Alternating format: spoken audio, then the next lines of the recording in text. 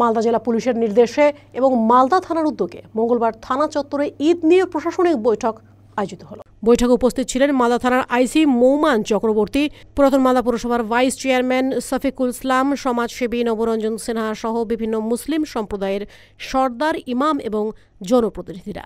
এই বৈঠকে ঈদ সুষ্ঠুভাবে সম্পন্ন করা নিয়ে বিস্তারিত আলোচনা হয়। বৈঠকে প্রশাসনের পক্ষ থেকে বেশ কিছু নির্দেশিকা জারি করা হয়েছে।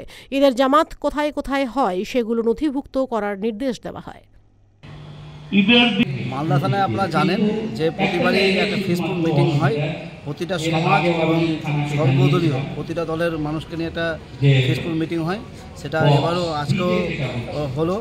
তো ওল মালদা বরাবরই একটা নজির থাকে যে আমরা হিন্দু মুসলিম সবাই একসাথে, জাতি ধর্ম নির্বিশেষে সবাই একসাথে আমরা ঈদটা পালন করি।